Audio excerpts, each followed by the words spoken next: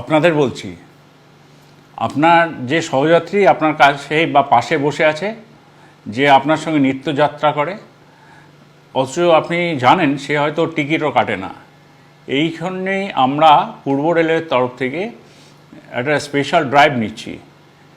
এই যে সহযাত্রীরা টিকিট কাটছেন না, আপনার সহযাত্রীরা, তাদেরকে একটু বলে রেখে দিন যে কোনো দিন যে কোনো মুহূর্তে, যেমন ধরুন তালদি থেকে আমরা হয়তো চাপবো টিকিট চেকিং স্কোয়াড সন্ধ্যে 6টায় বা 7টার সময়, তখন ধরা পড়লে কিন্তু সমাজে মান ইজ্জত একদম ধুয়ে যাবে, খারাপ লাগবে সবারই।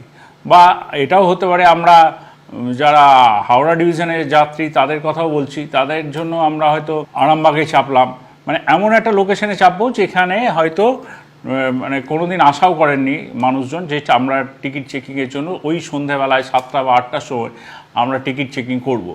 এটা উদ্দেশ্য কিছু নয় যে টিকিট চেকিং করে আমরা রেলওয়ে প্রচুর লাভ করবে, এটা নয়। কিন্তু যেটা উদ্দেশ্য সেটা হলো যে আপনার সহযাত্রীকে একটু বুঝিয়ে দেওয়া যে মানুষের উপকারের জন্য রেল এই কাউন্টারগুলো করেছে, ইউটিএস সিস্টেম করেছে যাতে সহজে টিকিটটা কাটতে পারে।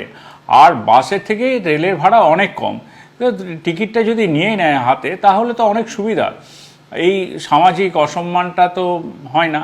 যেমন আমরা এটাও ভেবেছি যে ঝাপটার ঢাল বা ওইদিকে কাটোয়া, এরকম ছোট ছোট লোকেশন ধরে আমরা চেপে যাব, চেপে গিয়ে বা ওইদিকে লালগোলায় চেপে যাব, বা ধরুন এখানে কুলটিতে চাপলাম, এরকম করে আমরা বিভিন্ন জায়গায় ছোট ছোট করে আমরা এবার টিকিট চেকিং শুরু করছি পূর্ব রেলের তরফ থেকে। শুধু আপনাদের কাছে এটা বিনীত অনুরোধ, আপনার সহযাত্রী যে টিকিট কাটছে না তাকে টিকিট কাটান, মাত্র 5 থেকে 10 টাকা মাত্র ভাড়া, যেখানে বাসে অন্তত 50 টাকা 70 টাকা 100 টাকাও বাস ভাড়া হয়ে যায় সেই সমদূরত্ব জার্নি করতে গেলে। আবারও বলছি, রেলের কোনো উদ্দেশ্য নেই যে টিকিট চেকিংয়ে থেকে আর্নিংস বাড়ানো। রেলের একটাই উদ্দেশ্য যে সব মানুষই টিকিট কেটে চলুন এবং রেলের সঙ্গে সহযোগিতা করুন। ধন্যবাদ।